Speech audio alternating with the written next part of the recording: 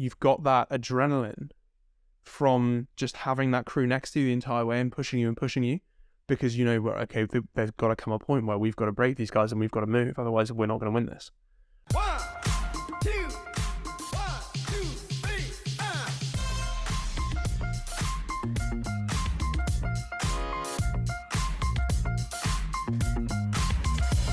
Welcome to the Last Stroke Counts podcast. We are going to do a 2023 boat race breakdown today with one of our regular athletes, Josh Bowesman-Jones. Hi. He has raced 4 times, 3 times. He's tried to race 4 times, but COVID got in the way once. So 2 ISIS races and 1 in the Big Blue Boat.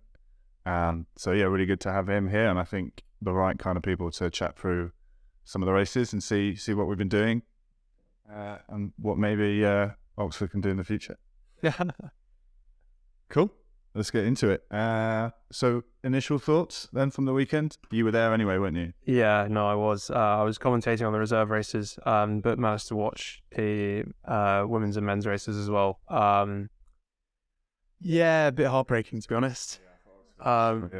Just watching 4 boats of your friends who are still at Oxford go and lose to Cambridge, was less than fun, especially sort of in the dramatic fashion that it happened with the men's race, and then also sort of coming under Hammersmith with the women's race as well. So yeah, there was some interesting stuff definitely in both of the main races. Some interesting decisions and steering that maybe we haven't seen for a while.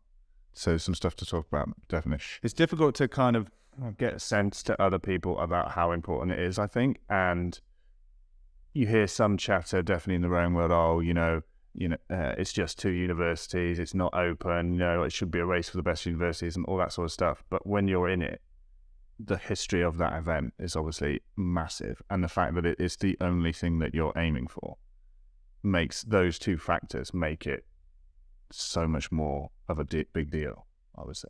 Yeah, 100%. Like when you trial for the boat race cruise, that the boat race at the end of the season is your sole goal. Like you've got trialates, but sort of in December there you maybe do a couple of other heads. I think we did Wallingford Head last 2 years ago, and maybe Force Head if the crews are entered on time, which is something that didn't happen in my last year. But they're kind of there to test the waters. Your only focus is to win that one race, and that's I think it puts so much onus on performing on the day and actually winning that race. Yeah. Because I've been on both sides of it. Yeah. And losing, it's not your sort of whole season gone to waste, but at the same time, it's pretty gutting. It's a horrible feeling crossing that line second.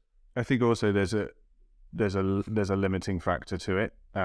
As difficult as Henley is to win, say a club event, you can come back and have as many goes as you want, and you can win that when you're 19 if you're lucky, or you can win it when you're 29. If it took more time. Whereas I think obviously for students, not only are they probably only going to be there for a number of years, some years, like you will discover if you're in finals, it might not make sense. It might not be possible. So I would imagine that there's also that sense of I might not have another crack at this. Like this could be it. This could be the only time I get to race it. Yeah. And I think that's one of the reasons why it's sort of, in terms of sort of how rowers see it, it's quite a special race because you only have that short window where you can do it. Like some people, they're only at the university for a year doing a master's or whatever. Yeah. And so that's their only shot they're going to get. And yeah, they might make the blue boat, but they might not win because obviously sometimes the momentum just shifts. Yeah. So it's like anything can happen. And when you've got such a short window in terms of like try and get selected and win it, I think that's why it's such a sort of one of the reasons why it's such a special race. I mean, it's a short season as well. Yeah. In the fact that most rowing, you come back and start in September, but your main event, if you're a club rower, your main event is Henley, which is the start of July. If you're then going to go on and do internationals, you've got a whole summer of prep for that. Whereas for you guys, it's like, again, you probably start pre-season September. Yeah, start of September. And then bang, like April comes and it's all over. Yeah, it's a very intense season. It's packed in quickly. Plus you're all students. Yeah. That's one thing I never had to do. I never had to. I chose not to go to uni. But I can't imagine ever doing that elite level training that I did at Leander and then having to sit down in the afternoon and do some work. So that's the crazy aspect of it. I think there's a number of all those things coming together that keeps people interested in it. Yeah. And the allure, obviously, in rowing as well. Post-Olympic year, you get Olympians come in and they want to do it. It's got that history.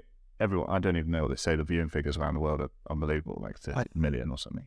I think in terms of the, like the BBC viewership, it's one of their biggest sporting viewerships for like a sporting event of the year. Yeah. It's a really surprising stat about how many people watch it. Yeah, I think also it's the fact that it draws Olympians is another draw to that race. And that, hang on, this guy's just gone to the Olympics and now he wants to spend a year being a student to do this race. Like that shows you in the rowing world in terms of athletes, like that difference. I think it's also special in the fact that it attracts people from kind of all backgrounds. So you have students who are racing, you have Olympians who finish their Olympic career and come and race. You have people who take a year out from the team like Stan to come back and do the boat race.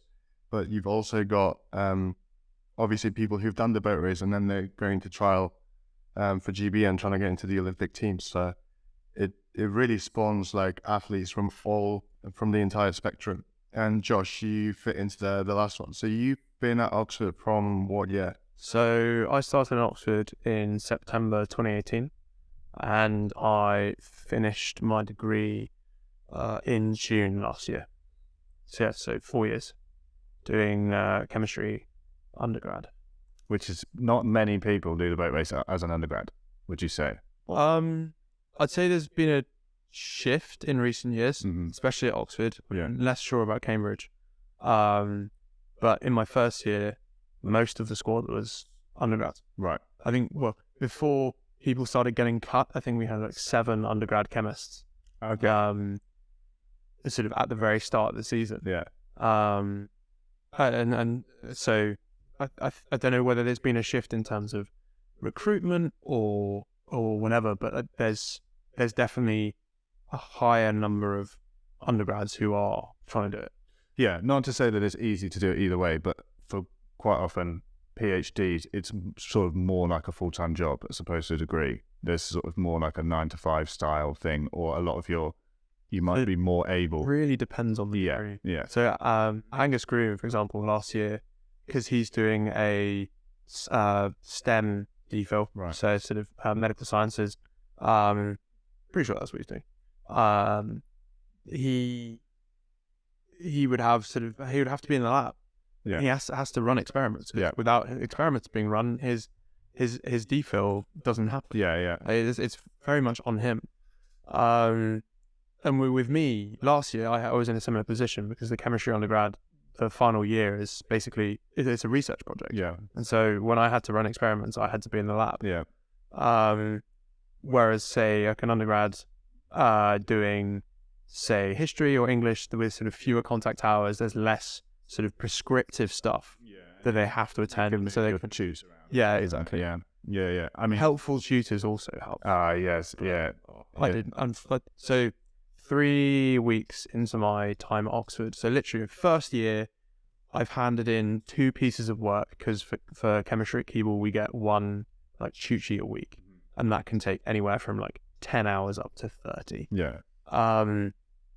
And I get brought before the head chemistry tutor at Keble by another chemistry tutor, and the consensus of the meeting was, you need to stop rowing. Yep. You're going to fail your degree. Yeah. And you're not going to make a boat anyway, so what's the point? Yeah. And I was just like, great, thanks guys, thanks for the vote of confidence. Yeah. I'm 3 weeks into my time at Oxford. That's another battle that obviously no one else sees, the fact that, and we both coached at Oxford for a few years as well, in the colleges, but like getting to know the system and understanding that, and then realising that for most people at Oxbridge, they've been aiming at this since they were 13, whether they've been rowing as well or not. It's very much been like, it's been the thing that you've aimed and you've put everything into.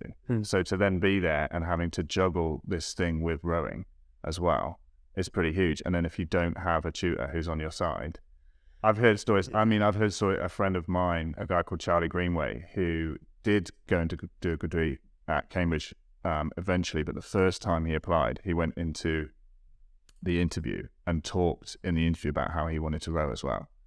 Yeah, and they were just like, they basically like shouted him out the room. Like, you have no idea how hard this degree is going to be, and if you've got any thought that you're going to go and do rowing, like, you better like forget it now. So yeah, you do hear those things.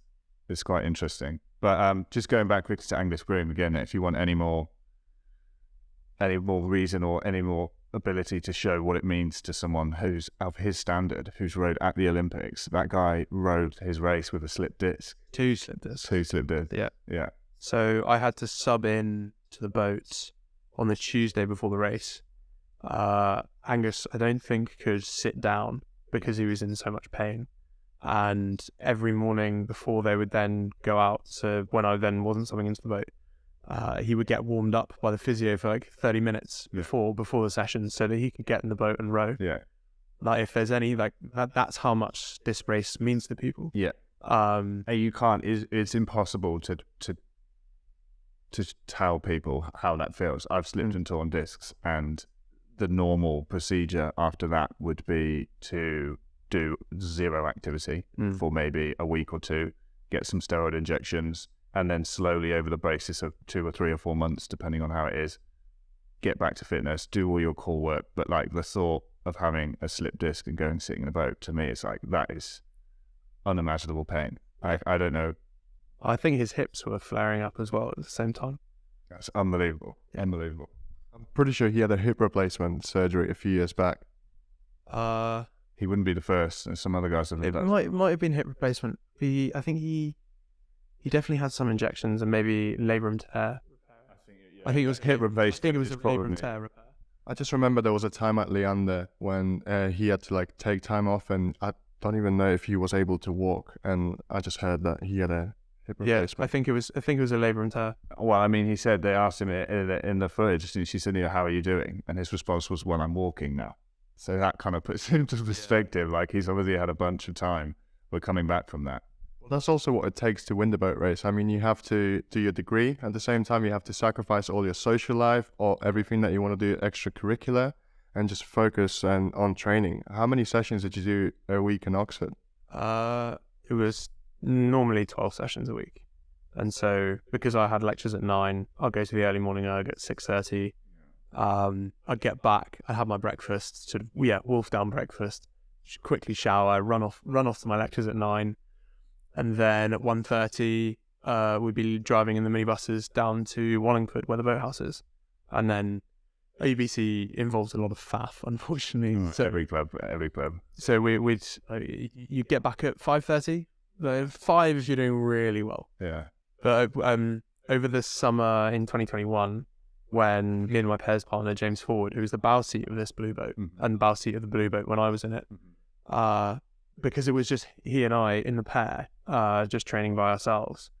This was in the run up to my finals. So the pairs trials that we went to was a week before my finals started. So I was sitting there in between races revising, and people were looking at me going, "What on earth is this guy doing?" Yeah. But we were able to do sort of 70 minutes on the water and drive there, drive back, and get everything done, I think, in like just over 2 hours, which so we just completely cut the faffs on. Right, here we go. Yeah. No, it makes a big difference. Another thing, all those little things you have to do in the middle that other people don't see. Balancing act. Yeah, and I think one thing I've been told as well, especially even just from school tutors, when you row, they're like, "Oh, I don't have to keep much an eye on you because I know you've got to have to learn time management, because there's absolutely no way you're going to row to any high level and do other things and not be able to manage your time." And I think that's like a transferable skill, which definitely helped me in terms of being able to like juggle a bunch of different things. Business afterwards is different, whereas rowing is a single problem but then you've got your rowing problem and your uni problem and those things. So I think like that's something that you can take out of rowing. Yeah. Along with a broken back.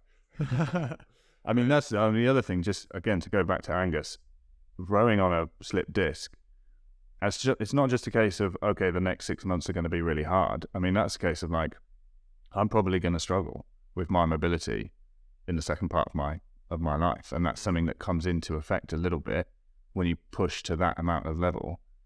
You know, there's a sense of like, right, I might have to hurt my back in a way that might not come back from. And I think there's like, you know, talking about those sort of things that starts to give it a real sense of how important it is. Yeah, very much so. People who want to come and do the boat race, they really, really want to come and do the boat race. Yeah. Cool. Well, should we watch some rowing? Yeah, let's get into it. Well, maybe before we start rowing, Josh, you were there commentating on Sunday. Yeah. What were your thoughts from down at the ground? What sort of all 4 races, or just being there initially? The atmosphere and also how the races ended up panning out. I mean, the atmosphere was really good. The Putney embankment was full, and so it's second year back on the tideway after Ely. I think it's really good to see that it's still drawing a big crowd. But obviously, just really sad to not come out, and disappointing to come out on the wrong side of it. It was a bit odd to not be involved this year. It was my role as a spectator just felt really strange, because obviously I've been involved. I was sort of, this is the day where I'm expecting to race for the last 4 years, and so to be on the sidelines again was a bit odd. In some ways, it's worse because you have a total lack of control. So it's nerve-wracking being in the boat, but then you go and sit in your boat and you run through your processes, and this is what you're used to. Whereas when you're watching it, you're like, there's nothing I can do. Like, I just have to sit here and be like, hope that it goes the way. Yeah. I've noticed that. It was really nerve-wracking watching them go off. Yeah. Especially when I started coaching. Like, I remember with that point, the fear always came from before of getting in the boat, and the point of pushing off, it was like, okay, well, we've done this a million times now. So that's when I would sort of calm down a little bit into the race. But as a coach, you push them off. Like, that's the point where you no longer have any control over anything. That's it. It's on them. And it's like a total different. So, I mean, I think the first time I did that, I even emailed my school rowing coach and was like, I'm so sorry. Like, I had no idea how you're so stuck in your own mind and your own focus. I never stopped to think, oh my God, he must have been absolutely crapping himself. So that was a weird one. Cool. So up first, we got the women's main race, or the not the reserve race. Blue boat. The blue boat. There you go. It's the word I'm looking for. I think the first sort of 6-7 minutes are really interesting. So let's put that up first, and we'll just talk through some bits and pieces. Do you want this volume on? Yeah. We don't really want to listen to their commentary, do we? Okay. So another thing about the boat races, you've got to have the over feathered. Completely different. Which is why it's so easy to crab off the start. Yeah. Because you've got, like, if your blade is squared, like you would be on a normal start, your boat would get ripped off the pontoon. Yeah. So you've got the massive stream coming down off the pontoon, off the stake boat. So you've got this massive stream coming down. So you have to have the blade over feathered, otherwise it gets caught. But as soon as the umpire says attention, go, if you look at the blades, they're all just suddenly in, and which is why you see to some people mess it up, and I guess people would be sat there thinking, oh God, haven't they done that a million times before? But it's just not like any other rowing start. Yeah. I mean, the way we practice it is on the launches, the cocks will grab onto the launch behind them, and the launch will drag them backwards as we then go off the start. But as much as you can mimic it, it's not going to be like the full force of the Thames. No. When it's full tide and you square that blade at the front, it's so heavy. That first stroke, because you normally, like, you don't go quite as far up the slide on that first stroke, because it's so heavy, and you just get pulled out to the front. And those of you who aren't rowers, an 8 is about 100 kilos, with probably 9 people who are between 80 to 100 kilos each. So that can weigh up to a ton inside of the water. Yeah. As well. If you've got some really big rowers in there, it can weigh up to a ton. And then you start getting into sort of biodynamics and hydrodynamics. Okay, so we come up the start. So in general, it looked like Oxford got away a little bit harder. I love in the commentary, they always say, oh, they've really blasted out at the start. Yeah, that's everyone Well, yeah, blasts out at the start. in side-by-side racing, even if especially if the race is 6.8 kilometers long, you've got to go out really, really There's hard. not really much else you can say, obviously, from the start, because that's what they do. It's a commentator's go-to. Yeah, exactly. It's a bit choppy down here. I mean, it's Bit choppy. So I was so on the embankment. You could see the water was. This doesn't do it justice. Yeah, so It was awful, and it gets worse and worse Yeah. as they go further up the bend. yeah, definitely coming at Fulham, it was looking pretty horrible. And presumably no one had pumps. They were not thinking. I don't know. It doesn't. Well, from the footage, it doesn't look as though they have pumps, because some, like, you'll see The when they have little sort of you'll see the little tube coming off the side.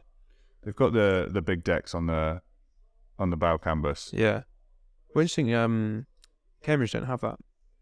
So I thought potentially Cambridge in slightly worse water here, but there's probably not much Yeah. in it. But it looks like Oxford have probably made the decision to work a bit harder for a bit longer, keep a hand in the fire. Yeah. They definitely look like the bigger crew. I'm sure there's not a huge amount in between it, but Yeah. Just first thoughts about how both crews are rowing. I think Cambridge looks a little bit more relaxed and a little bit longer than Oxford. Oxford look like they're really putting a lot of power down, but their stroke length isn't really as long as Cambridge's. I don't know if the Cambridge crew doesn't look as though, well, it's more individual rowers, but it doesn't look as though they have much sort of swing at the back. it looks look- much yeah. more for front edge. Front loaded. But that for me really was looking at this the other day. It just looks like they're sinking that blade in a little bit better at the front. Yeah. And when Where it does look like a front end Yeah. driven rhythm. yeah, but Oxford's always been a little bit more back end Yeah. focused.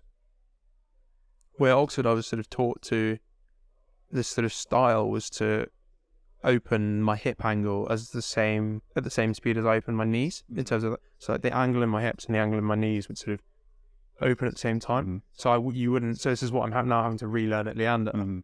is like keeping my shoulders forward, Separation, yeah. and having a little separation.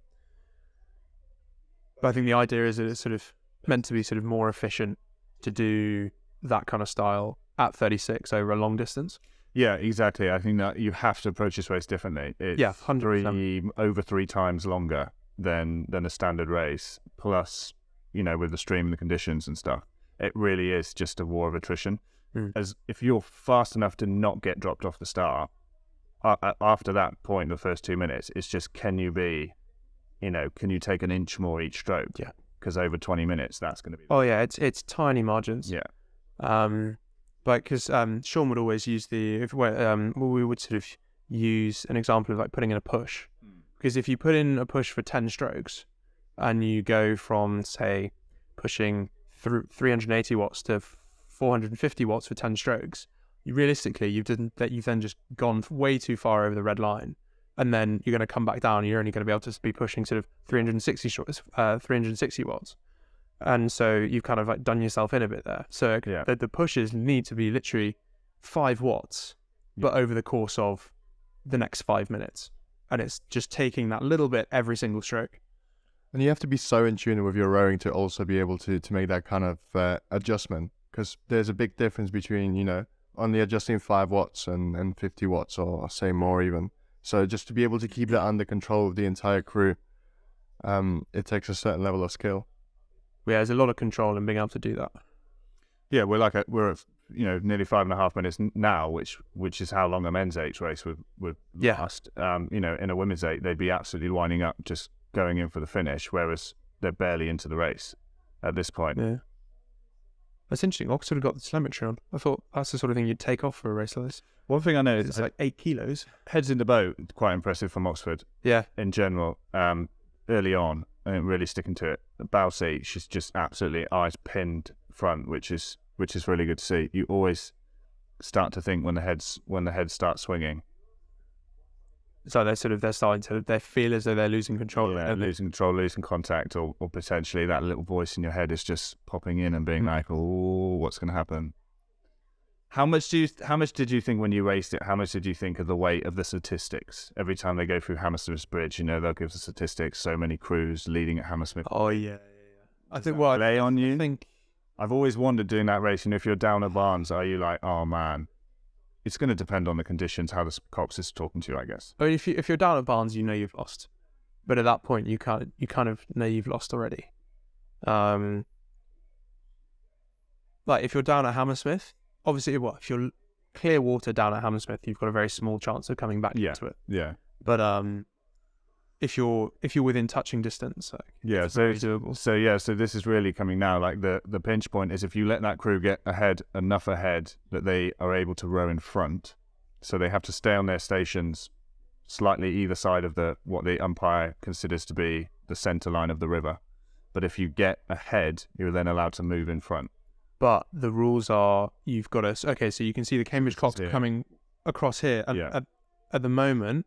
So the Oxford Cox is just called a massive push, yeah, because the rules are if you impede.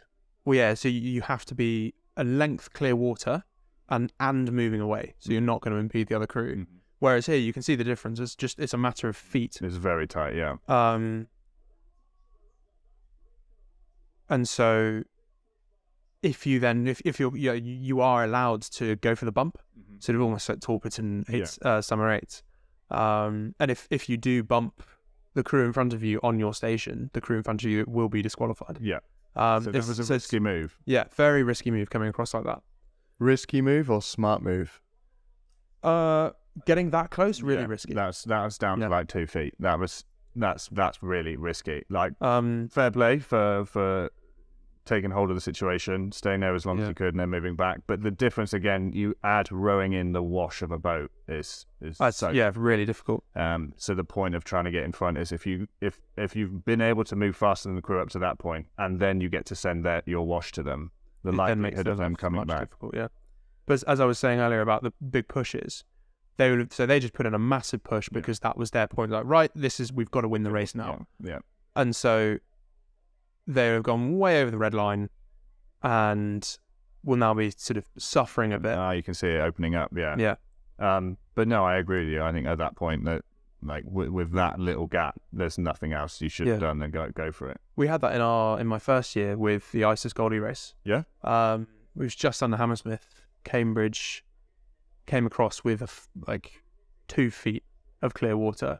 And we had Matt Pinson umpiring us. And I think he was warning them. I don't know. I was in a bit of a hole. I can't remember. But Devon, our cox, was like, right, we're going for the bump. And so under Hammersmith was like, right, we're going. Let's go for it. And we got so close and so nearly had them. But then obviously we had put ourselves over the red line and put ourselves in the bin. But I say at the dinner later that evening, Matt Pinson then came and sat down on the ISIS table. And Devon went up to him and started grilling him about his umpiring and letting him come across too early. Fair enough.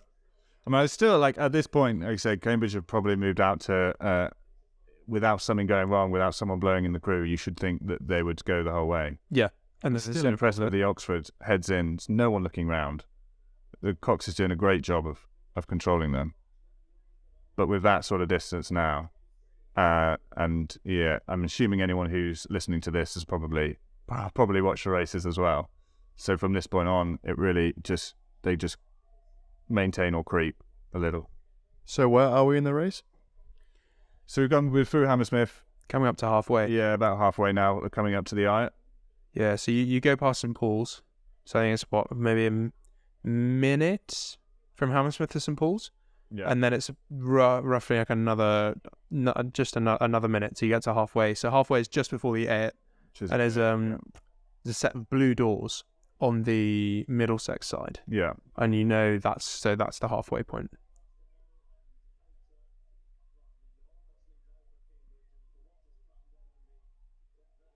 So yeah, I mean, we'll kind of skip through a bit now. and just go through towards the finish of under Barnes Bridge. Not really move much more, but you don't really need to. When you get to that point You just got to defend your in a win. race, and when you can see gotta not what your mess up. competitor's doing, it's quite easy to react to any last-minute pushes, things like that.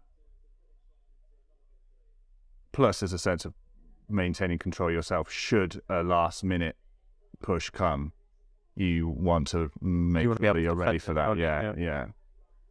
I'm talking about going over the red line, you're just staying underneath and measuring the work you're doing. Yeah, but they'll be pretty. It looks good. Like, Absolutely everything. Oxford looks good. Both crews look good. The standard has come up. It is great to see. And like, I actually think like a 2K flat race at Dorney would be really interesting between those two crews. Well, yeah, especially as Oxford have the fastest start. Yeah. I think that could be really interesting. Be interesting to see if they go to Bucks. Do they normally take full crews or? No, not all. Yeah, it's not everyone can do it. I think that is the thing about the boat race. It kind of exacerbates the margins, obviously because it's so long, but also because the nature of side by side does that a bit. Yeah, and there's no one out. There's no, okay, well, we're not going to win, but let's beat that other crew, or let's have this other focus or this other aim. Like once you can't beat that crew, it's over. Well, yeah, so I think if you're within a length, or sort of if you're at roughly a length when you get to the finish, like at least for the men's race, that sort of puts you up there in some of the closest finishes. Yeah. Obviously, the closest finish in the men's race was 2003 with a foot, but even up to a length, you're still getting quite close.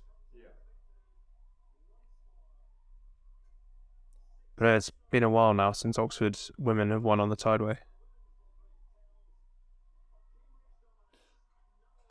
Can you remember how long? 2017, I think, was the last time they won. So like 6 years. Yeah. Yeah, I think it's six in a row now. Yeah, hearing a lot of good things about the program out of Cambridge. We were actually at Thames Rowing Club last week fixing their row machines, which is the Cambridge women based out. So we caught up with Paddy, had a little. Oh, nice. Yeah. He's a great guy, and everything he's doing in his system looks really good. Yeah. A lot of it being, I think it's more of a modern focus now, but like really focusing around women in sport and what's best for women in sport, because a lot of things have been built around programs based on men's training, men's physiology and things like that. And from what I've heard, a lot of what Cambridge are doing, I don't know about Oxford, but a lot of what Cambridge are doing is like really working into that. So I think that's really interesting. Looking at a sport where the margin of win and loss is so close, it's interesting to look at those little different areas. Like in terms of, like you said, training 12 times a week and a degree, you can't train any harder. You can't add any more training here. You can probably assume that nutrition is of a certain standard. They'll have physiology, weights training, coaches and things like that. So where else do you go to look for the next game? Yeah, exactly. But I think as well, Cambridge, at the moment, the Cambridge women sort of have the momentum. You'll get periods in time where one club just wins and wins and wins and wins. And so they build that momentum. And so as we were saying, talking earlier about how much this race means to people and how short a window they have to do it, they're going to want to go to the club that has that winning streak. Because they're like, well, I don't want to do the boat race to go and lose it, so I'm going to go.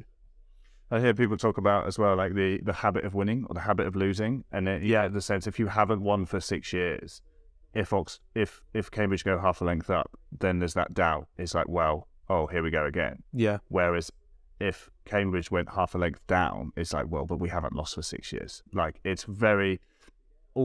all rowers, anyone at a high level sport is going to be mentally tough. But when you're right up at the point of absolute complete exhaustion, these little things that help give you a mental edge. And I've heard before a lot of coaches talking about that winning becomes a habit, and the more you win, the more you think you expect that it's going to happen. It doesn't mean you can't work. You have to make it happen. Yeah. But having that mental edge, it makes such a difference. Yeah. Especially with rowing when it's sort of, it's an incredibly mental sport, isn't it? Yeah. So in this race, what do you think Oxford could have done better to kind of stay closer to Cambridge? I don't know, to be honest. I think because of the way it panned out with Cambridge coming across early, if I was in the Oxford Cox's position, if I was in Tara's position, I would I would have done the same thing. Like, she's aware of the rules. She knows that had they got the bump, Cambridge would have been disqualified. And when you're put in that position, that's kind of the only thing you can resort to. And so I don't think it's a case of like, oh, well, what could they have done better? Because I think once they got into that sort of mid-race rhythm, from that point of just before the mile post going up to Hammersmith, obviously rubbish conditions, but Cambridge were just a bit more together and just taking that little bit every single stroke. Though sort of, it's not like once they get into the rhythm, they suddenly go straight back through Oxford. It's just a gradual attrition. So yeah. Yeah, I agree. I think that's the Cox's job in that situation. I think she did her job. Again, like talking about the weight of winning on the weight of losing, having seen that Cambridge boat move out, the start is well and truly over. We're into the midsection of the race. They've seen them move out. They're then ahead. Yeah, I think that's the move where you go, right, well, they're probably going to creep away from this point on. So let's give everything here and see what we can do. Yeah. But yeah, like I said, I think both crews looked good, really good. I think the rowing was really good. From my perspective, just looks like Cambridge are getting on the front a little bit more. But then Oxford generally is a back-ended crew. So it just looks like, in this case, over however many strokes, over 20 minutes, they've taken a few lengths. And that's all you need to win. When it's one-on-one, you take that gap, and that's it. In terms of percentage, the winning margin is nothing. Yeah. Like, it might look a bit bigger, but actually, it's a handful of seconds, but over 18, 19 minutes, that's actually really not that much. Yeah. So if you look at it at just that single race, I don't think there's particularly anything that stands out that they did wrong or something that needed a huge change. Obviously, over the greater look at the fact that Cambridge managed to win each race, do you then go back and look at an actual more of a change in the system or something like that? That's a question for Oxford, I guess. But no, I don't think they did anything wrong. And with the margin being at the end, it's still a great race. And when the women first came to the tideway, the margins were huge. Yeah. So to see a close race is always great. And a lot of the time, it definitely used to be the case that crews would kind of roll over a bit, and they'd rather be the race is done. But what we're seeing now is that you've still got crews just, even if they're down, giving absolutely everything. That's what we'll see in the men's race now as well. Yeah. Just not wanting to give an inch, regardless of where they are. So let's go straight into it. Interestingly, there are 4 guys in this Oxford Blue Boat were also in the 2021 Blue Boat with me. Okay. 3 of them were in exactly the same seats. Okay. Which I thought was quite funny. So Sean likes working.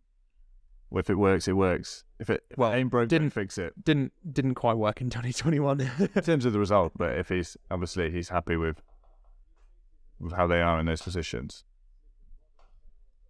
So this is the men's race now. Josh, you've raced both of these crews in trialates. What were your thoughts about them? Well, what were the marks? So we did 2 pieces with Cambridge, and the first one we won by quarter of a length clear water, because I think we got up, and then from St Paul's onwards, because we were racing to Chiswick Steps, very much took off the gas. Right. So we could save energy for the next piece. Right. So Cambridge actually, I think, tried to bump us. I think I was up in the 2 seats, so I couldn't quite see what was happening, but I think they did try and bump us. And then the second piece, I think we won. I was much closer. We won by 3 seats, something like that. Okay. But they had that was from Chiswick Steps to the finish. Yeah. And I can't remember. I think it was Rob Baker who was aligning, and he was being so cheeky with the aligning. It was like, Cambridge tap up. Cambridge tap up, and I was looking across because Bally and I in the bows were sort of making sure that they wouldn't sort of catch us napping on the start. And hang on, I'm sitting on the 4 seat. Like this isn't fair. That's when it takes a good coxswain and a good bow pair. Yeah. And I don't care how much time. I don't care how much the umpire is screaming at you not to tap on. If you think you're going to start down, you tap on. Yeah. Something in the water. Yeah. But we were starting aligning at Chiswick Steps, and we just kept floating and floating and floating. So the problem was that then it kind of nullified the little bit of the Surrey Bend that we did. Right, yeah. So it was then straight and then on to Middlesex. Yeah. But yeah, so managed to get them in both pieces. Oxford, we just did one piece, and I think we had a slightly weaker crew, and they had also, this was 2 weeks after they'd got beaten up by Brooks. Right, yeah. And fixtures are really, really key, because when you have a result like that, well, I mean, it's lovely to go and win all your fixtures, but when you have a result like that and you get really badly beaten, that can really be a turnaround in the season. Yeah, and you go, right, this is where things changed. This is what we did wrong, and this is how we're gonna prove it. It takes something bad to make big changes sometimes. Yeah, because if things are going all right, it's difficult to make big changes, which is one of the things I thought about was coming off this year. Oxford having not won a race, you would think that that's the catalyst to make some big changes. You'd hope so, right? Yeah, you'd hope so. Yeah, I mean, when I was racing, when I was at Leander, we used to race Cambridge, but we didn't race Oxford. So Really? neither crews used to race both the same. So Cambridge would only run Leander, Oxford would race Brooks or London or something. Yeah. They wouldn't race the same crews. And then the first year we did race both crews. What was the year that Trenton, what's his name? 20. The one where he went swimming. Yeah, 2012. 2012. So 2012, as Leander, we did race both Yeah. crews, and we Oxford smashed us, and we beat Cambridge. Yeah. And I was like, right, I know. Well, yeah. So I know who's going to win. we beat Cambridge, but Oxford beat us. Yeah, that's an interesting one. And then Yeah. Cambridge went on to. So it doesn't mean everything, but no, it's a big difference. Like it was a big difference. And so I remember I went to see my granny, and she was like, "Oh, who's going to win?" And I said, "Well, this year I'm telling you, Oxford's going to win." Yeah. She's like, "Let's go to the bookies." So we went down the bookies, and I put it's not great odds because it's a 2-horse race, but I put like 200 quid on, which was at the time was a lot for me. Yeah. Poor old rower. But I was like, it's fine. You know, I'm going to win whatever I want. I'm going to win 100 quid back or something. It's totally worth it. And then that dick swam out in front of the river. Yeah. And absolutely ruined it all for me. And from that point on, I haven't made a bet after that, because I was like, if there's ever a shoe-in, like if there was ever a race that was done, it was that. Yeah. If I can't win betting on that, I'm never ever going to win betting. So I'm done betting. Yeah, I think someone at the Leander said that a mate of theirs or something had lost $2,000. They put $2,000 on Oxford. Yeah. And then lost it. I know a lot of people bet big because maybe that was one of the first years. I might not be wrong, but maybe that was one of the first years that both crews had started racing the same max fixtures. So yeah, but like you said, interesting that for you it worked out the other way, but the result was different. Which still means I think means our crew would have won the boat race. I'll be rested. Did you have a meeting before you went with the film crew, and they tell you like what's going to happen all this race? Isn't the people live streaming it? No, like for the actual race. Yeah, like from BBC. When I was doing the boat. Obviously it was a bit different, but yeah, a little bit. Because my first year at Leander 2007, I joined Leander. I rode that year with a guy called Pete Champion, which is the best name. Who was at Cambridge, and he said that this is a while ago, I can't get him in trouble for this. Basically they had a meeting with the TV crew, and essentially they deduced that there was no way they were going to recall it. Like with the cameras and timings and all of this, it was like, if we jump the start, they're not going to call it back. So they practiced jumping the start, and they did all this practice jumping the start, and they were like, it's happening, like we are going to jump it at like a good second, and we know they won't call it back. And that was the whole plan. And then they got given a warning for turning up late to the start. So then they were like, we can't do this. No, scrap it, we can't do it. Late to start. So it didn't happen in the end. But so they do have to be really rigorous with the timings, because they're dictated by the BBC schedule. Yeah. And they have to stick to that. Exactly, yeah. That's the conclusion they made. He also said in that meeting they told both crews that they would give them a case of champagne each, something like Moet or Bowesman-Jones, I don't know. Yeah, I didn't case of champagne. I didn't get that, unfortunately. if you get through the whole recording without swearing. Really? Yeah. And I was like, oh, that's cool. And he was like, yeah, we lost that in 8 seconds.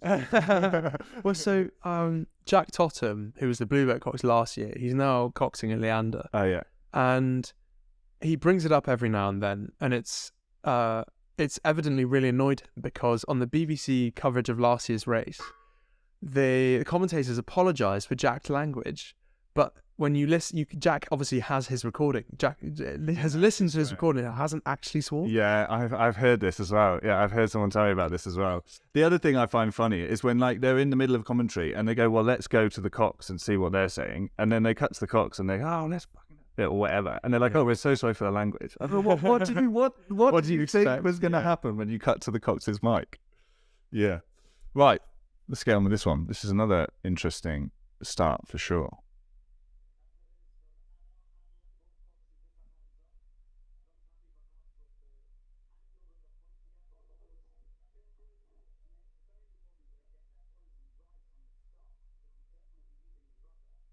And I saw a lot of references on social media to True Blue after this race How do you mean? with the full and flat, Oh, yeah, yeah. the classic True Blue move.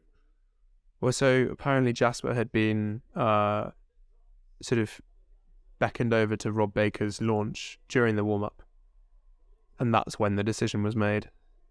Okay. Yeah, because we were warned they were going to do it last year, Right. and then they didn't. So I don't think anyone actually expected it to happen this year because it didn't. Yeah, off the start in the tide, you're going so quickly. Unbelievable. You're doing 1 minute splits for 500 meters. Yeah, you're like so quick. So that would be over 2K. That's like a minute and a half world record, like minute 20 world record speed. Yes. Which, to put that in perspective, yeah, that's unbelievably fast. Yeah. I mean, you'd have trouble even getting on the work. Be like wheel spinning on a bike in the wrong gear almost. Yeah.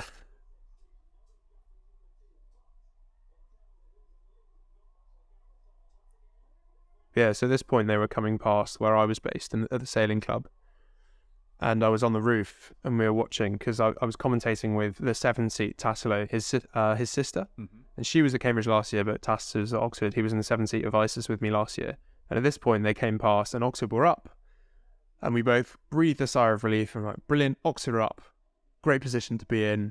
Let's go. Yeah. And then we went back inside, got it up on iPlayer, and all of a sudden they're get past the Black Boy, they get to Craven Cottage, and Jasper just pulls this move. I mean, I'm not as 100% on the centre line, and obviously it is choppy out here. It does look potentially like it got better when they moved over. But to my sort of perspective on it is that Oxford sort of half followed them, and then neither got the significantly better water or the advantage of the stream. Well, yeah, so I'm not convinced. Yeah, see, I'm not convinced that it was actually that much better. Like if you look at exactly. It doesn't look fantastic. And maybe right underneath. Yeah, because if you listening to the commentary, I think one of them was saying that they're going for the sheltered water, and then I think Matthew Holland then goes, no, I disagree. It doesn't look more sheltered. Like you can still see the waves on the side of the boat. They're like almost hitting the riggers, but because as you can see, Craven Cottage has a new wall in the stadium, and so they needed cranes for that. And those cranes were on floating pontoons in the river.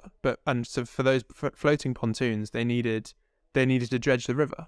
So it's deeper. So there were rumours last year that the racing line had changed, which is why we were warned that Cambridge might do exactly what Jasper did this year. And as you can see, though, they've gone from half a length down to at this point half a length up. And Anna, last year our coxes were briefed. If they do that, follow them immediately, just to nullify any advantage. Yeah, if there is an advantage, yeah. Because I wonder whether if they just maintain their stream line, would they have not lost that? But it's a... So I think had there been the normal bend, sort of, and both of them followed the standard line, Cambridge would get their sort of quarter of a length, third of a length-ish. I mean, to be fair, the fact that the water is as messy would suggest that it is deep, because you would have thought with shallow water would be less. So that does kind of hold true. And so basically, he's like, yeah, he's still in the rubbish water, but he's doing less distance, and the water is still even if it's only slightly slower. Yeah. The distance that he's able to cut off means that he then gets up.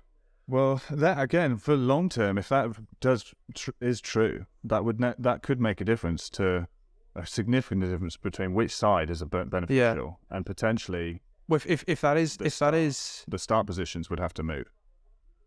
Yeah, and if that is the case, that becomes something that coxers do, then either they'd have to change the sort of the traditional line of the race, because at that point Middlesex is the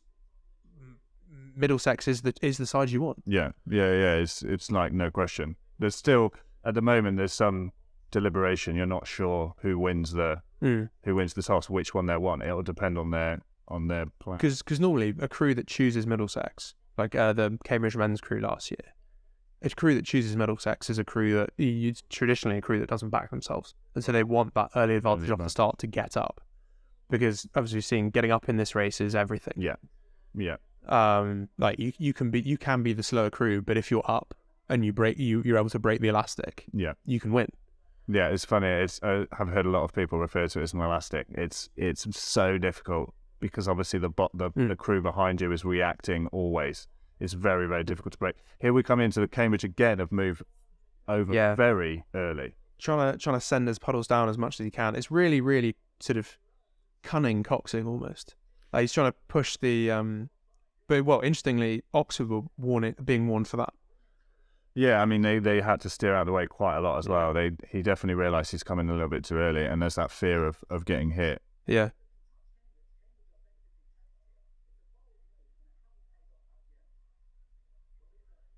But again, interestingly, just thinking now that both Cambridge crews have moved over significantly early, and then they both steered back out again. Is there a tactic? Are they saying, if we move over early, we know Oxford are going to hit the red line for like 20 strokes? We can almost force them into instead of doing almost too much. You run the gauntlet of, we might get DQ'd, but we can almost guarantee ourselves a win. Because we get in front, we exhaust them by making them use their push early. I've never thought about that, but that's a really interesting point actually, because you force the other crew to put themselves in the bin, because that's sort of it's in the rules. That's what you have to do. Yeah, like we said before, in our position in the women's race, anyone who knows what they're doing in the cox, it's like, this is it. Yeah. And so if you can avoid the bump, but then you've also got the worry that you then, if you do go on and win, but you've caught, like there's you could still, if the Oxford Cox appeals at the end, there's always the worry. If there's any contact, definitely not. But as a cox, you can pretty much still see. You're very close to where contact's going to be made. Yeah. You might have to absolutely ram the rudder on to get out the way. We're sort of like running across the river in bumps racing. Yeah. It's sort of exactly. Yeah, run away, and then hope that big push is taking too much out of the crew. Yeah. But you can see heads in the Oxford crew. I noticed this when I race. There's strokes gone, bows gone, six has gone with the head. Yeah. It's so hard not to. We've all been in it. You want to know, is my cox lying to me? Again, that voice. There's always that negative voice that will just run in your head. It doesn't matter how anyone, Olympic, Steve Redgrave, 5 Olympic gold medals, will tell you, he still will have that negative voice that comes for you. It's so hard not to do, and it really requires trust in your cox. But again, bow went again. I think 5 head has just gone round. The rowing doesn't quite look as clean. Like sort of off in the first 2K, I'd say both crews look pretty good. Yeah. Whereas like the blade work for Cambridge just looks a little bit more together. Started to like come out a little bit with Oxford. It looks like the crew's been rowing together longer. They've had like more time to practice. What's interesting about this race is that there is no internationals in it, or a very limited amount compared to what we had in previous years. Yeah. So this is very much a comparison of Oxford training program versus Cambridge training program, and like the development of the athletes too. It's got more of like a club feel to it, rather than sort of who can recruit the most Olympians. Yeah. I mean, this is still close. No, this is. Oh yeah, no, very much so. Like you said, the rule is supposed to be a length of clear water before you move over. Yeah. So they don't. Umpires are not sticking to that. That's for sure. Oh no, I think most umpires, it's a very hard job umpiring, but it's really hard to do a good job of it because a lot of the time you'll just get coxes that don't listen to you. Yeah. Okay. Again, they're talking about doing your job. Like being a good cox sometimes is ignoring that warning. Yeah. One or two more times. But so on your point of it looks like Cambridge have been together longer. So at some point after our fixture with them, they changed around the order and the bow rigged it. Whereas they've pretty much been, Oxford have been in that crew pretty much since after camp when Felix came back. And so even after their Brooks fixture, nothing changed. Even though obviously they turned it around massively. They then came and beat us. But that crew has stayed the same for a long period of time. Right, so it stayed in the same order. Yeah. And Cambridge shifted around. Did you hear about the New Zealand Olympic 8 and the way that they've shifted every pair in a boat into a different place and they still looked incredibly together? That could just mean that the DNA of rowing inside of every athlete is the same if you're able to also move positions and kind of still maintain your style, your distinct style. Ideally, it'd be great if you could have every athlete row in every seat, but it's normally not the case, is it? That's true. It's difficult. It's just a short season. There's not a lot of time. You will be doing as little messing about as you can. But yeah, getting testing done, trying to get comprehensive testing done is so hard. But so these camera rigs on the back, they're sort of suction cupped on. They are unbelievably expensive. Yeah. I think, what was it? I think last year, one of the cameramen told me it was worth like £50,000. Yeah, I can imagine. And they're all because this is the only major rowing race where they're used. So it's completely custom just for the boat race. Yeah.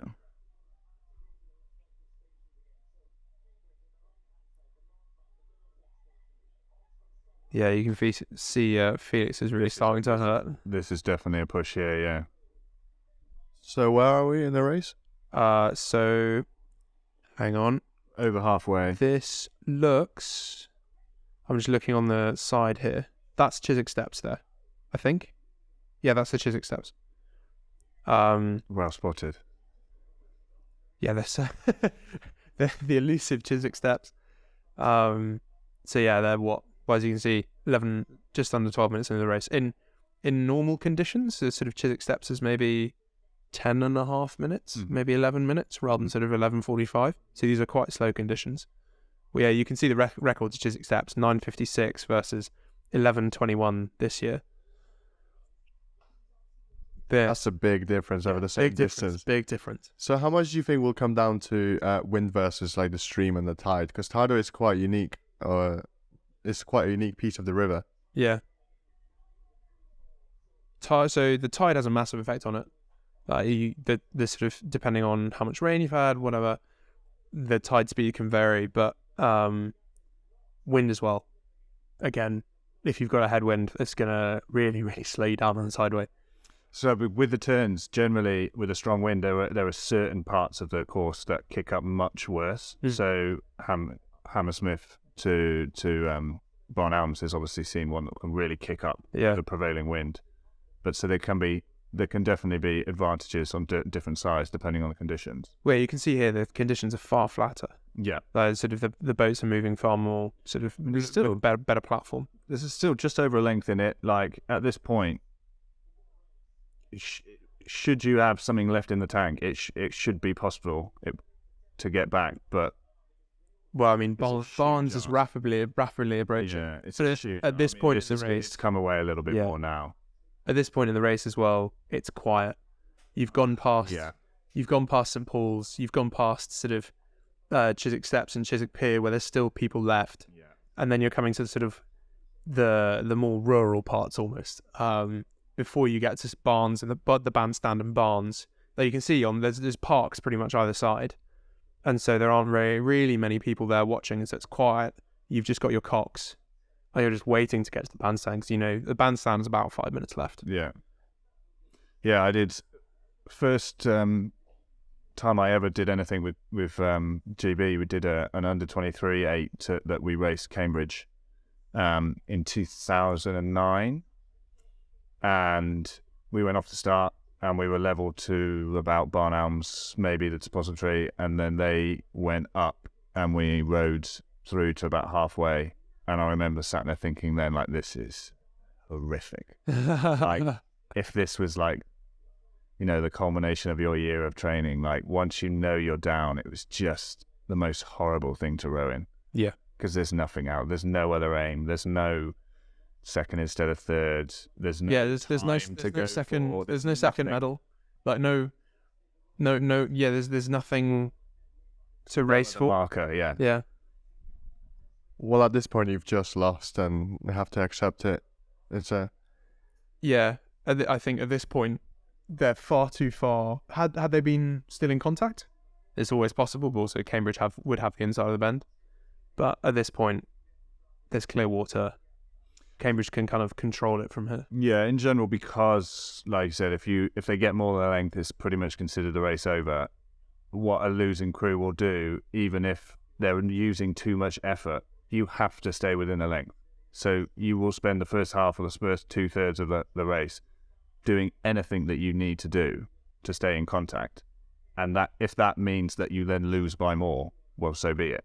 Because if you were going to lose, the margin doesn't make a difference. Yeah, exactly. Which is, again, why the gaps do open up a bit more in this race at the end, because you are not measuring yourself to make sure you hit the finish and run out of energy. You are just putting everything in. Yeah, whatever happens. That's exactly what Oxford will be doing right now. Like, you can see how much pain they're all in.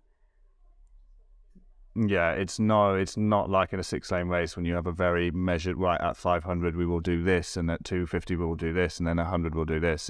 That plan goes out the window. It's all or nothing now, and that's a brutal way to race as well.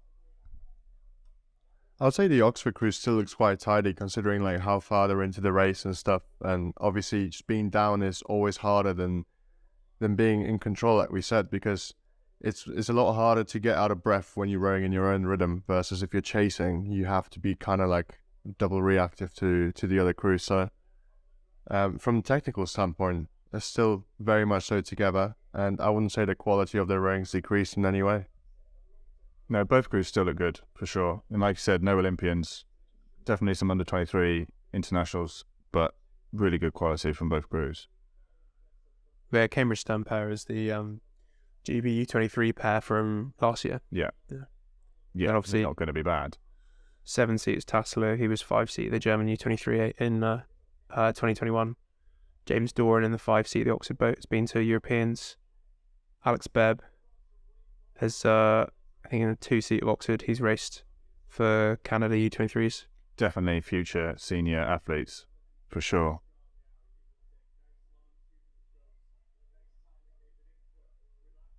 There you can see Felix is starting to go.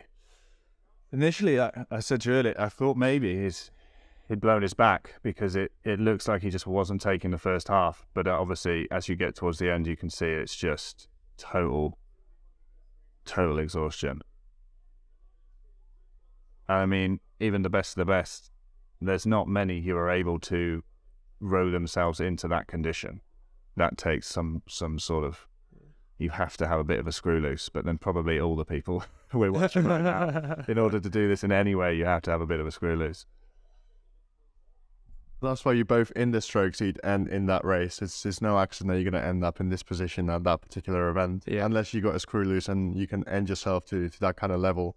Because you do have to go to a special place and disregard a lot of what when your head's telling you to stop and just kind of like crack on.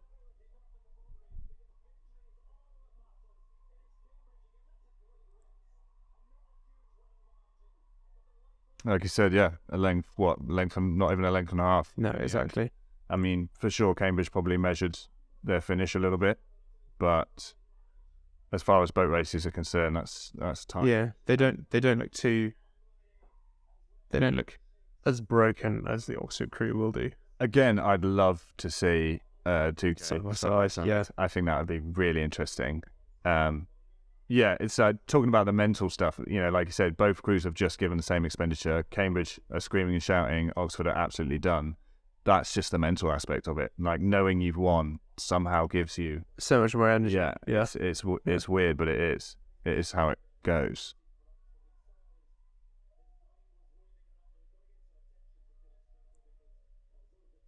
Yeah, I'm pretty sure we've heard. Obviously, Felix is all right, which is good to hear. But brutal, yeah, brutal. When I finished rowing at a high level, I've had people ask me if I want to do 8 head or vets 8 or things like that, and like, that's one race I'm never doing. I still see me, watch this space. I don't know, maybe a fun vets one, but it is a. Doing 8 heads this year with Leander. Forgotten. I hadn't done it since 2016 when I'd done it with school. And I've forgotten quite how miserable it is. Yeah. Because this is sort of on par with it, but it's different because you're side by side. It's set up for you, and you're you're off the start. Yeah. Whereas the 8 head is sort of, you go out, you hold a wattage, and you just hold it and hold it and hold it. You're on your own. Yeah. Yeah. It sucks. And it's also against the stream too. You're with the tide. Well, no, so that is, the boat race is with the tide. The other way.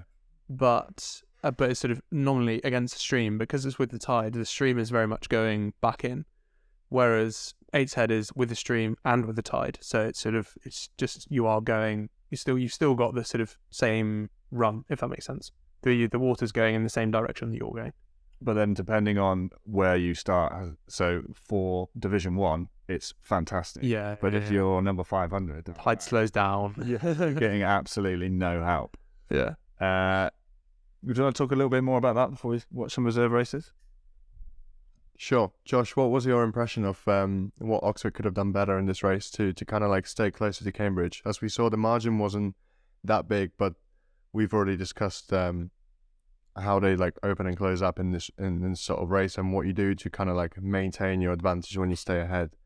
Do you think there's anything that Oxford could have done in this race? I think it's kind of similar to the women. Like, something unexpected happened in this race, and I think the move that Jasper Parrish made was very decisive. That, I think, pretty much won them the race. Whether sort of Oxford could have done anything better to respond to that is sort of, I don't think so, because that move is kind of out of their hands. So yeah, it's sort of, it's difficult to go, oh well, they could have rowed better and sort of pushed on a bit more, because, well, I mean, you like one of the other guys in the Oxford boat, he collapsed and had to have medical attention as well. Like, physiologically, they'd put themselves in such a hole. So yeah. Absolutely, and there's not much ground that you can gain on a day. I guess it mostly comes down to your preparation and training and like the months ahead that come into it. But from my perspective, it seemed that as if Felix's blade wasn't going to go, then the margins would have been a bit closer at the end, because Oxford were making quite a push and they gained quite a lot of speed on Cambridge, or distance even. Yeah, but Cambridge is measuring that. You haven't raced much in 8s. In an 8, it's very different in terms of one length doesn't sound like a lot. When you row in a pair, one length is maybe 2 seconds or not even, but in an 8, it's 3-4 seconds, and you very much measure the response of when a boat comes back to you. So I've also been in races where, I think 2010, when we raced the Cox 4 at under 23s, I remember we had a bit of a humdinger in our heat to go straight through to final with New Zealand, and we raced really hard through to the K, and then we sort of came through them past the K, and I remember thinking, oh cool, we've got this now, like this is fine, we're good, there's no problem, we're going to win it. And then when we finished, the coach was like, what, how are you doing? That was so close. And I've seen some footage of it as well since, and Jesus, that was so much closer than I thought in my head, because there was some... Were they coming back at you? It wasn't that they were coming back at us, that we didn't put them away. But there was just a sense or a feeling in the boat that we were in control of that race, and we sat a little bit on top of them, but we felt in control of it. So it felt like a comfortable race to be. Whereas when you watch it from the outside, you're like, oh my God, this could change at any second. Yeah. And I think in the bigger the boat, the more able you are to measure that distance coming back. I'm sure had Cambridge needed, They could have put an extra push. I would have thought they would. Yeah. And going back to race, the only thing I would have thought, it was interesting, Josh, that you said that if Cambridge had gone over, the rule is to follow them to make sure there's no advantage. The only thing I would have said is potentially, and it's very easy to say with hindsight, if Oxford had maintained their line, could they have taken the stream advantage over that? But again, having spoken about that, it's been dredged. It depends on how fast the water is. Yeah, it looks like. And but again, one of the dangers as well of going over is then Oxford are technically in Cambridge's water. Yes. So had Cambridge come back across, but caused the clash, that wouldn't have been Cambridge's fault. That would be Oxford's. Yeah. It's going to be interesting moving forward. Having seen that work and been done, it'll be interesting to see what crews do in the next couple of years. You could maybe see a shift. Well, I don't know how long. Presumably, over time, Fulham Flats will flatten out again. Well, as the river goes, so they'll only be deeper for a little bit longer. I don't know how long that'll take. Right, let's crack on. Presumably, it's going to be women's reserve first again. Yeah, women's reserves, and then with the Osiris. Is that you on the speaker? Yeah.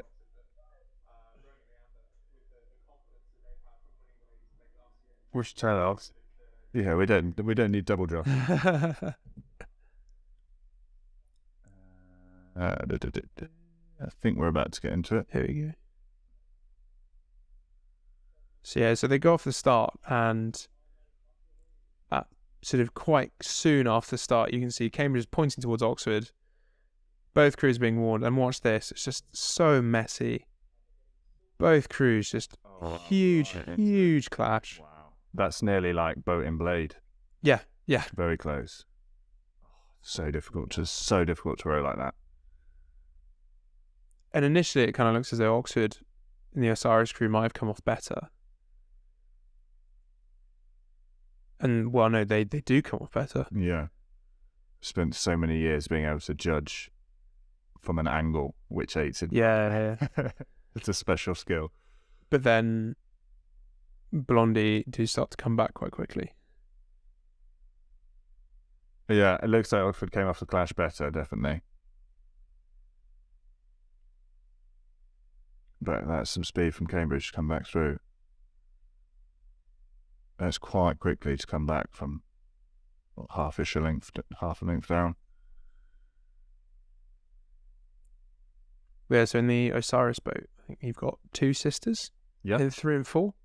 And then the 5-seat of the Osiris boat, and either 2-seat or bow seat maybe of the Blondie boat were in the lightweight blue boats last year. So they're facing off again, basically. So yeah, you were saying before this, a number of lightweight athletes made the move up to heavyweight. Well, yeah, so it's these two. Yeah.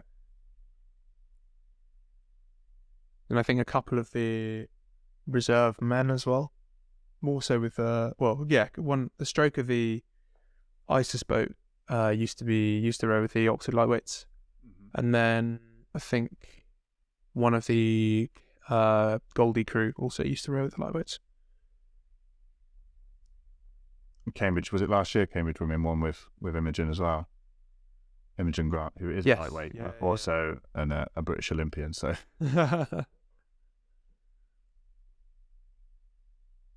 Yeah, you can see Cambridge is handling it a bit better, like rough water. And it's pretty nasty water, yeah.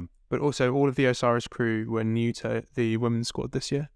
Okay. And only 3 of them had learned to row before university. It's impressive.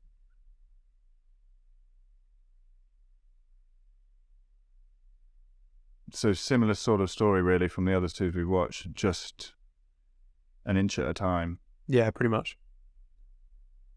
But that's the way you win this race. It would be nice to see huge distances changing and massive pushes, but that's not how it's racing. Yeah, it's not efficient. I reckon if it was 2 pairs side by side, you might get that. Yeah, because pairs are far easier to get that distance back. Yeah, have the lead change a couple of times would be crazy. I mean, you do think like the likelihood of of getting two crews to race side by side over this complete distance is, and finish, like in 2003, and finish side by side. Like, I don't know what the chances of that are, but it's incredibly slim. With that 2003 race, I think there's a story that goes around of Cambridge coach coming up to Sean afterwards and saying something like, "Oh, if the course was 2 or 5 meters longer, we would have had you, we'd have beaten you." And Sean then goes, "Oh well, if the course is 5 meters shorter, we'd have beaten you by more." He raced to the finish. Yeah, I've heard the same thing being said in 6-lane racing. Oh, if only it was 200 meters longer. Yeah, but it wasn't. We were racing to this to this finish. Cambridge again with an getting across early. Yeah, but I don't think in the Osiris boat, I don't think they go for the bump. You can see it. So the water's just terrible. Yeah, it looks worse. This is why the tideway on a bad day is a horrible place to row. It's just when it gets to this sort of level, you just don't even feel like you can row. You almost it's survival, isn't it? You're not able to get as tired as you'd want to be. Like you actually feel like you're not able to give what you could otherwise give, and it's incredibly frustrating. Well, yeah, after our fixture with Oxford, we were, Jack was on their bow canvas and moving, and then they started to move, and then they went through us under Hammersmith, and we then got into the really, really bad water. At that point, you just can't work. Yeah, you're like I finished the race. I was like, well, had we finished at Hammersmith, I'd be really, really tired. But I've kind of recovered almost because the platform isn't there. You put your spoon in, and you're actually in the trough of a wave, and so you haven't put your spoon in. Yeah. So yeah, it makes it so challenging to row. Destructive to rhythm. Yeah. And so crews that can hold on to that through rubbish water generally will then they have so much of an advantage being able to do that. So this point, we're now, where are we? Coming up towards Harrods, yeah. So Cambridge. So it's sort of much of the same story of the rest of this race. Sort of Cambridge they get up, inching away, and then just sit there. And this is the quiet bit through the middle.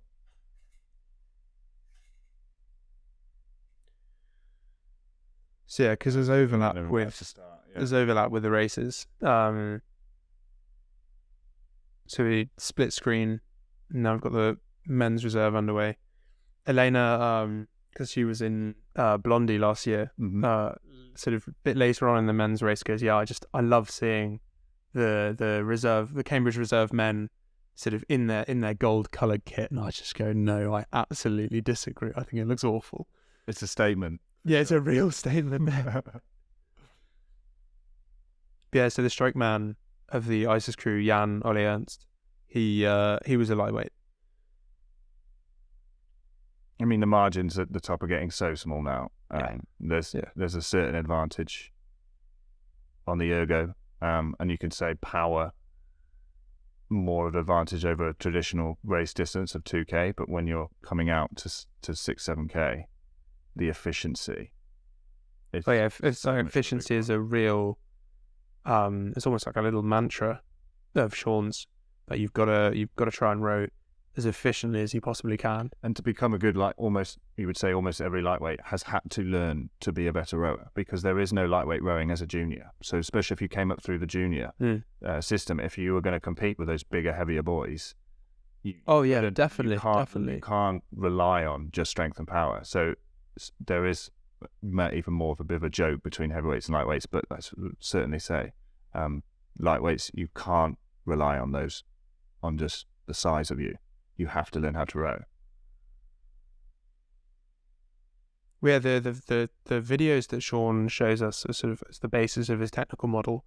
Obviously, he used to coach lightweights back in the 1990s, but the videos he shows us are of like the lightweight GB8, like a lightweight Swiss 4, I think. Yeah. They're all lightweights. Yeah. But that's what he sees as good rowing. Yeah, definitely. I mean, it's the same as you say in other sports. It transfer, like boxing. The smaller guys they're going to have to be faster, to move around a lot more, or be a little bit more technical. If you're a big guy, You can rely on your punch strength. ends, yeah, it's similar in other sports.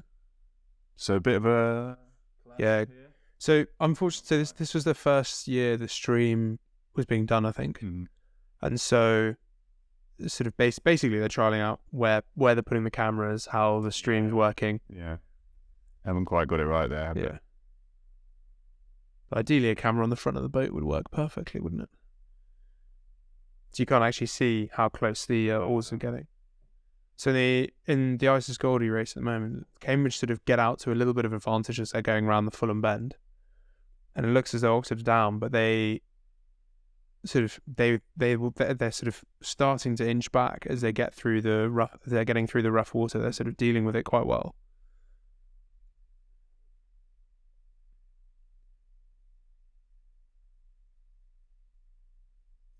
Yeah, it's really tricky. Like just saying, really tricky in that water, and the pressure is so much on because one wrong move anywhere, And it's game over, yeah. be a game over. Yeah. So easy for us to sit and talk. Oh, maybe we shouldn't have gone across across the cottage. Maybe they should. But in the moment, in the heat of it, Yeah. making those decisions.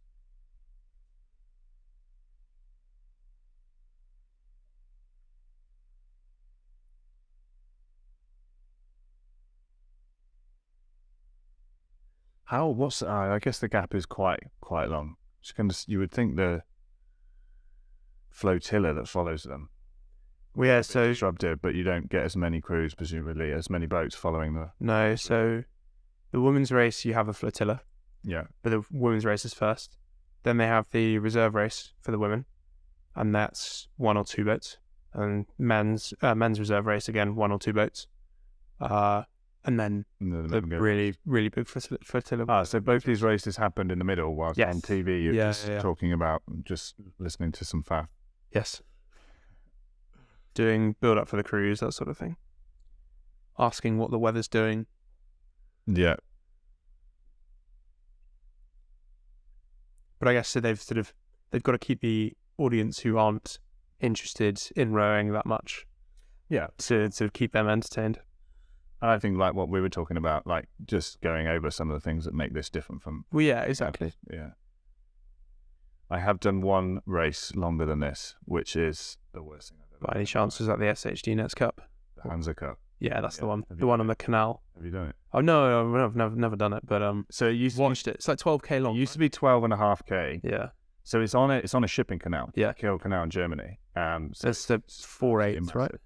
Yeah. Yeah. I mean, it's basically international invitation, so it's been 4 or 5, depends how many turn up. Yeah. But yeah, it used to be 12.5k, and then someone heard somewhere that there was, because they billed it as the longest race in the world. Yeah. They heard that someone had a longer, just over, like 12, just over 12.5. So they changed it to 12.750. It's just like, no, we are the longest race in the world.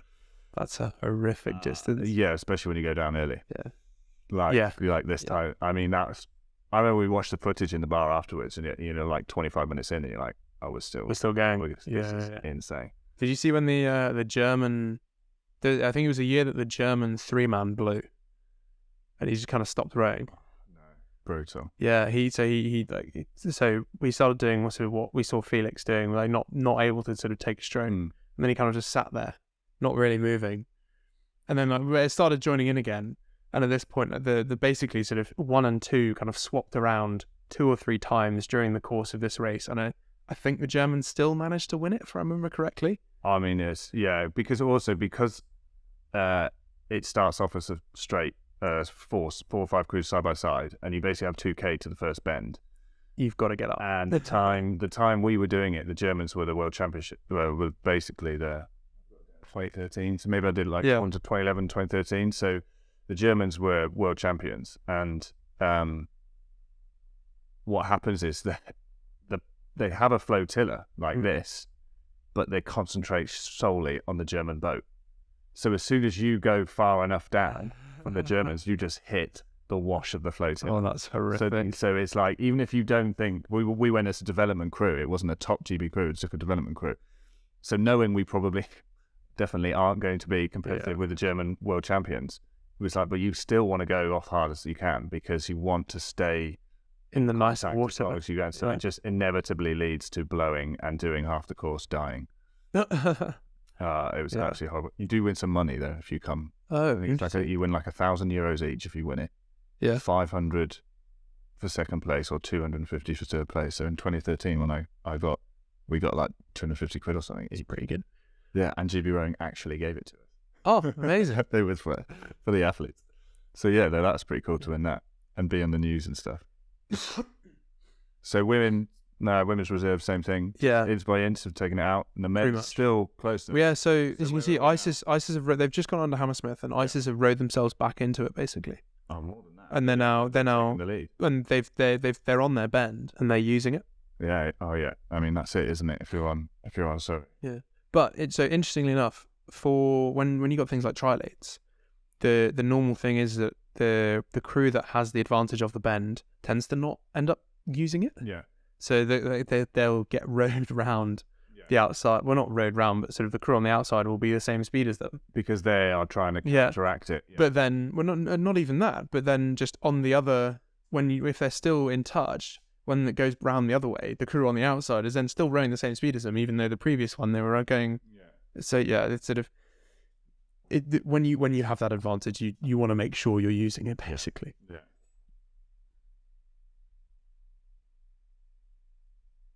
Just looking at the blade work here.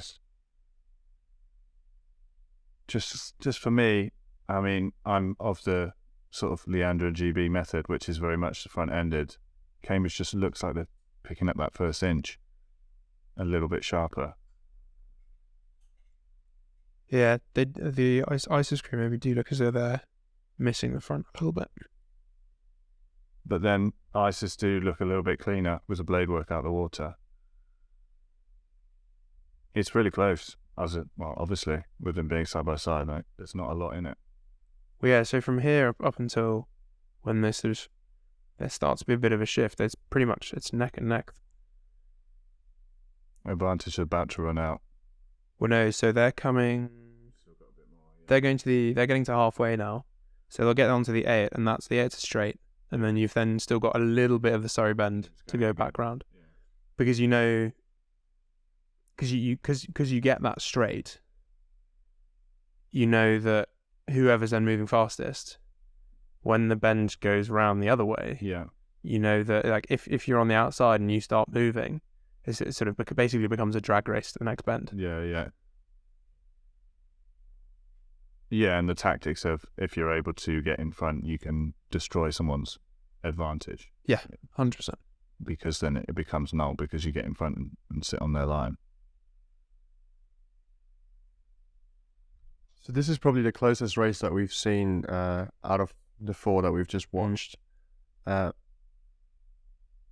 we said, there's not much in it. I mean, Cambridge obviously got the initial advantage and got up off their first bend, but then ISIS and rode themselves back into it. But then it's sort of from, I think it's maybe Chiswick Pier, once the ISIS advantage runs out, they're kind of Cambridge again, then start to inch away a bit. I mean, at this level, you know, if you train this much and with the standard of the athletes, you're not going to be able to psychologically break anyone. You're not going to be able to, no one's giving up, you know, no one's going to lose a blade for the most part, you know, especially in these kind of conditions when it gets worse, potentially. So it really just comes down to like every single stroke. There's not much. Yeah, it's just how far can you move the boat per stroke, and how much further than the other crew. It must be intense though when it's side by side like this. For that long, yeah, no. You've been in the middle of this race. You've obviously competed like multiple times. What's it like? And also with the coxing and stuff. What's like the feel of being inside of the boat when the race is like this? So off the start, there's just so much noise. Like you've got sort of loads of people on your left, loads of people all over Putney Bridge, loads of people on the embankment to your right. And when the attention go comes, this wall of noise just hits you. It's so loud, and it's like nothing else. But then when I haven't had it so much with, well, I kind of had it in my Blue Bow race when we were at Ely and we were really close for the whole thing. But the close races I've had on the Tideway have been trial 8s, because that's when the 8s are a bit more matched. And that's like, you've really got to, you get this, you get the adrenaline from racing, right? But when you're side by side with a crew like that for so long, there's this extra adrenaline that comes, because you're like, okay, we're not moving, but they're not moving, and we're still going. Right, okay, they're still not moving, we're still not, right, we're still going, and you've got that adrenaline from just having that crew next to you the entire way and pushing you, because you know, well, okay, there's got to come a point where we've got to break these guys and we've got to move, otherwise we're not going to win this. And so it's sort of the nerves, the adrenaline are kind of prolonged throughout the race, because you have that like extra factor pushing you. Yeah, I mean, that's massive. Like, in terms of rowing, like, no world records were ever broken by a crew who was totally out on its own. No. In order to push to that next level, You need the crew. that sense of, we might get caught here or we might not win this. But it's always the races where the closer races where you find that you're pushing yourself further, because also you're able to believe for longer. Yeah. You know, like I've had, 2008, the Thames Cup, we managed to win that by 6 feet. And I've since spoken to the guys in Tideway Sculler, and I rode for a long time with John Collins, who was in the Tideway Sculler crew. Both crews from 500 out were like, we're going to win this. And when you have that belief, and there's no, you commit to it, and you're both going at it, then that what creates the closest finishes, because you truly think like, we're going to get this, we're going to do it. When my World Champs final in 2021 for U23s, we were 4th at 900 meters, and I guarantee you, if you ask every single member of our crew, the sort of did you think you were going to win at that point was, well, yeah, obviously. You have to go in. Yeah. Have to go in with that. Like we didn't lead that race until the final 10 strokes. Yeah, we've watched that a few times. We used it last year in coaching, and especially for the coxing, because Scott. Oh, Scott is a phenomenal cox. So we use that a lot with our coxes to kind of show them. The big one was like the mixture between aggression and control, which I think for someone who hasn't done that job before, it can seem, oh my God, you want to get screaming, so aggressive, not just screaming, like actually listen to. Scott's great at, like, he'll have that aggressive bit and then he'll move back and be like, yeah, that's good too. Like that kind of flip between it, it's really nice. But yeah, you can't really go into any race without an aim. Like, it's certainly, if it's not win it in a 6-lane race, you know, it's a medal or it's the podium or something like that. I mean, I don't know if you've ever had it, but I don't think I've ever really won a race where I was like, I'm not going to win this. Like, it takes an expectation or a belief that you could win it in order to actually cross that line first. Like you've got to back yourself, because if you don't, who else is going to? Yeah, and I mean, why else are we here? You know, like if we've made the final, like exactly. There's one thing left to do. So you come through Barnes, still pretty tight, but Cambridge moving away now. So it was from that period of where you're coming up to the bandstand towards Barnes, where Cambridge there. I think they took out a length there. And at that point, I got the stat wrong when I was commentating. I said like fewer than 30% of crews that have come behind from Barnes to win the race. And I mean, technically, I was right. Like, fewer than 30% of crews have done that. But I think, at least for the blue boats, it's something like 3 crews in the history of the race. Wow. Yeah, but like you said, there's not much left. From Barnes, what, 4 minutes? Something like that? Barnes is 3.5. So, yeah. Which again, in terms of 2K racing, is half the course left. Yeah, it's very definite. At this point, you're so depleted. You've worked so hard for so long. But at Barnes, you can basically you start to wind it up. You start right. Okay, but the chances that you're going to be able to increase your boat speed above what you've been doing significantly for a significant time really are reduced. As opposed to in a 2K race, you get to the last 500, like you've only rode for 4 minutes, so it's like, wow, you could really have that, put those burners on. Yeah, coming under Barnes last year, I had Bambi and Tassilo in my 6 seat and 7 seat screaming behind me, more, and I was just going, I don't think I have, lads. Would you ask your legs for more and they're just like, nope? Yeah. So last year I raced it to St Paul's to make sure we got up and Yeah. made sure we'd got it done. And so coming past halfway, I was going, the next half of the race is gonna suck. It's a hard way to front-ended is a very, very hard way. And again, those voices come a lot stronger when you're struggling towards the end. Yeah. Well, and when you're down then as well, like to be able to keep pushing yourself in the hope that you might keep that margin down, even though you the voice in the back of your head, the realistic voice goes, yeah, we're not going to win this. Mm.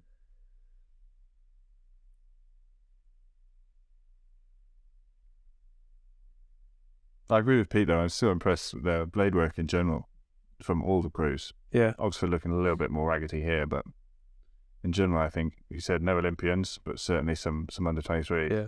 It's a great standard. It's great to see. I think that the BBC always like to bring out the stat that I think the race is something like 600 strokes long, and they love to bring out the stat that for every stroke you take in the boat race, you will have taken 600 strokes in training.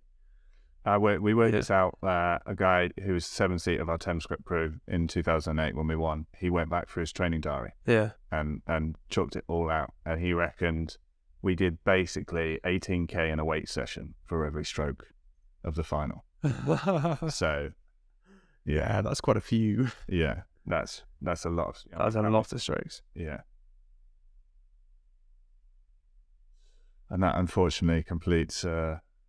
Yeah. Well, so last year's the two coxes are exactly the same as last year's. Oh yeah, Yeah. So Louis in the ISIS crew was my cox last year, and Ollie Boyne, who is the Cambridge president this year. Yeah. And didn't end up making the blue boat, unfortunately. They're sort of facing off again. one each. Yeah.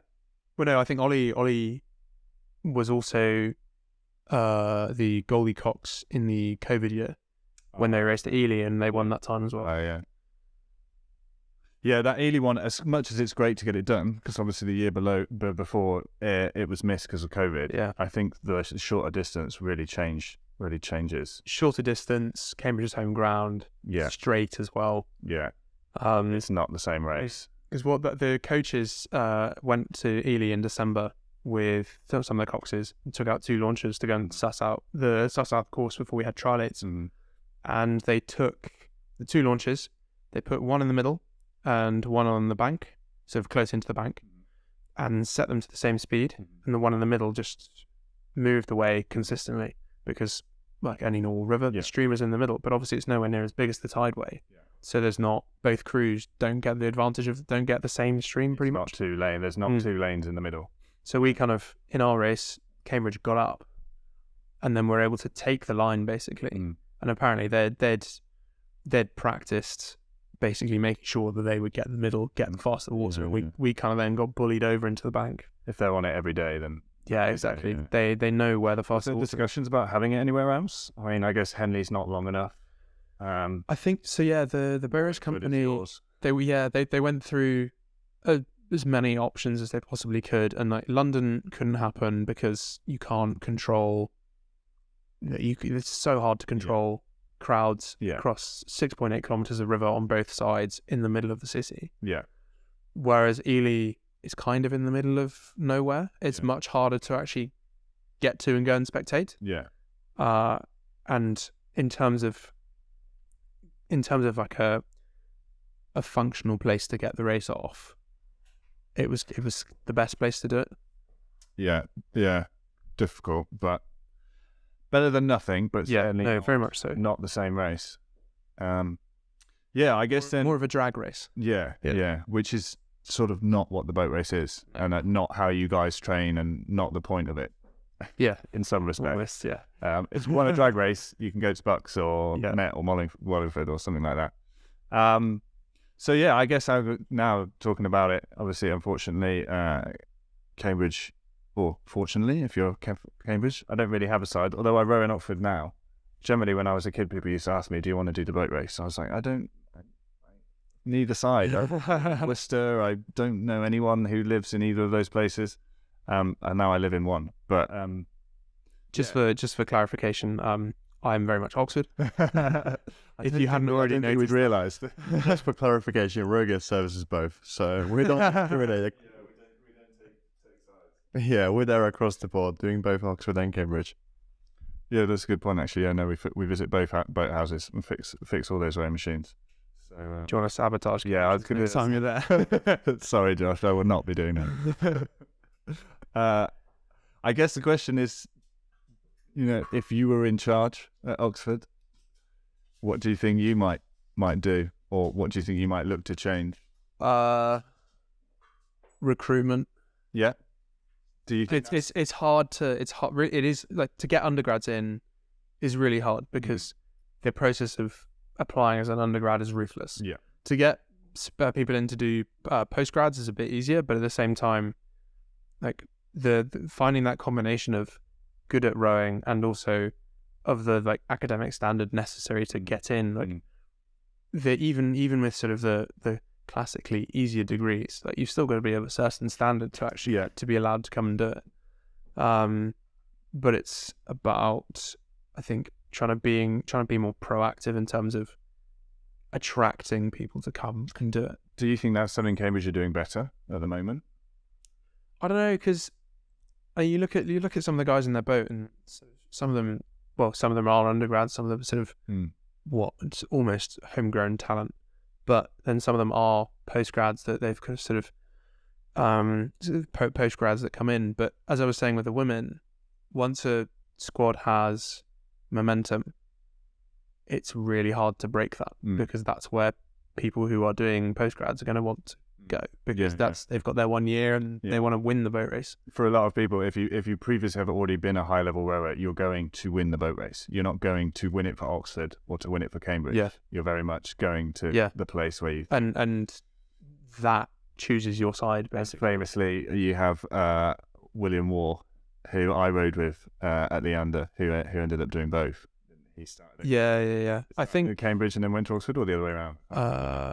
Started at Cambridge and then went to Oxford. I think maybe Anna Murgatroyd in the women's blue boat in my first year. I think she used to be. It might be Anna. Maybe it was someone else. Someone was in my first year. Someone had been the Cambridge women's president and then was racing for Oxford in the women's blue boat. Yeah, and I think before World War there was one other guy. He wasn't the first. There's maybe someone else who'd done it. Yeah. And that's not going to sit right with everyone. No. Some people really have their sides, but like you said, for some people it's about winning. Yeah. It's more important than. Sometimes to win, it has to be more important than everything else if you're going to achieve that. Well, yeah, it's about ticking the race off almost and making sure you've ticked it off with a win. Yeah. I mean, the other interesting thing to delve into is, like you said, Sean, who is the current coach, has been there over 20 years. Yeah. He was in 2003, whereas in that period, Cambridge have gone through a number of different coaches and even high-level coaches. So Steve Trackmore, who Olympic gold medalist, currently now coaching in the GB men's heavyweight team, and a number of others. Do Oxford look to replace him? Do they understand that a couple of years of losses is not? I mean, Oxford won last year, so it's not like they're in a total hole. Oxford also did manage to do better on the recruiting side. Yeah. Whether that was the sole reason for them winning last year, I don't know. But I think they had an Olympic too as well. Well, no, so they had four. Yeah.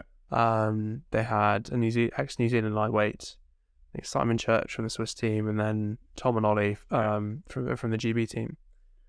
But we had five. Yeah. Plus Dave Ambler, who's now in the GB team. Yeah. And then Jack Robertson, who's now in the Australian team. And then Tobias, who is now, well, obviously he's an undergrad who's been there for 5 years. But he's now in the sort of at Caversham with the sculling team. Yeah, yeah. So it's sort of, it wasn't just the number of Olympians we had. There were other people who also managed to recruit as well. But I think Sean can only do so much. The pedigree of athlete has to be there. Yeah. Like if Sean has a boat of 8 guys who have learnt to row at the college level, unless they're all sort of really physiologically gifted and Yeah. he can then teach them to row, Yeah. it makes his life a lot harder and makes the job a lot harder, because it's sort of a mountain to climb, basically, if you don't have at least sort of some sort of physiological gifts. Yeah, to I start think off with. that's become certainly, I'm sure in other sports, but in rowing, that's certainly being a super high power endurance sport. There is a physiological limit, that if you aren't of a certain level, there's a limit to how far you'll be able to get with it. Yeah. And I think when you look at GB rowing, running thing, well, it's not just rowing, but like the World Class Start program or the Sporting Giants program, that's about identifying people who have all the physiological markers, because we can teach them to row. Yeah, exactly. And I think no one can deny that Sean can't teach people how to row.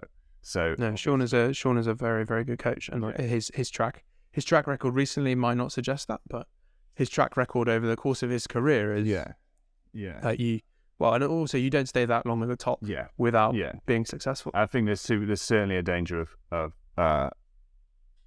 running into doing potentially what Cambridge have done and running into a whole long string of coaches because you can't find someone who's been that consistent. And I always find it funny, I think in football, I'm not a huge football fan, but I always feel in football when you win, it's always the stars. It's always because of the football players. And when you lose, it's because of the manager. Yeah. And then you're like, oh, we've lost 7 in a row. Like, get rid of the manager. I do find that the whole manager gets the blame, and then manager gets fired culture a bit strange in football. I mean, obviously the manager is going to take some of the blame, but at the same time, I'm not able to compute how he is directly responsible for how the players end up playing. Yeah, he wasn't on the pitch. Exactly. I guess you could say that maybe if you chose some players who were like team dynamics, that sort of thing. Were more aggressive or something like that. But yeah, no, it definitely is difficult. Yeah, I mean, it's going to be interesting to see. I mean, part of it's going to come down to how long Sean wants to do it for, and I can't imagine he wants to coach forever. Yeah, so there'll be some point. But I don't know, didn't Steve Gladstone is retired this year and he's 82 or something like that? We used to, when I rode at Caversham, they had, I can't remember his name now, Ron. It was he used to coach back in the day. Ron, I have to get his name. Pete, see if you can look it up for me. Anyway, he was fully retired, but just like couldn't give it, just loved it. Like so he would come down to Caversham, and he'd do video analysis, and sometimes, do you know the pylon on the other side? Yeah. If we were doing pieces, Dangerous Dave or someone would just take him out on the pylon, and he'd sit on his phone for the whole session just videoing. Sometimes you come past in the afternoon, he's having like a little nap. Not on the set, but he just wouldn't give up. And like, no one asked him to do it. He just wanted to do it. Yeah. And I also got coached in my first year at Leander by Brian Armstrong, who was a former GB performance director. Total legend. Yeah, no, definitely total legend. But the same for him, was essentially retired, but loved it. Yeah. There's something about rowing that once you catch it, it's very difficult to let it go. In terms of what Cambridge are doing, keep on doing what you're doing. Yeah, I guess. Yeah. Don't change something if it's Yeah, if it ain't broke, don't fix it. There was some discussion, BBC. BBC is saying that they thought that maybe the difference was that Cambridge have unified their squad and Oxford are still not. So that's not entirely true. The men and the women. So if we look at the women's race, they're wearing OUBC uni suits. Yeah, they're not wearing OUWBC. So the men's and the women's squads merged this year. Yeah, I think the lightweights and the heavyweights at Oxford haven't yet merged. Yeah, but I think there's a bit more resistance to that. I mean, in terms of merging, they have their own coaches, their own schedule. They're not like mixed.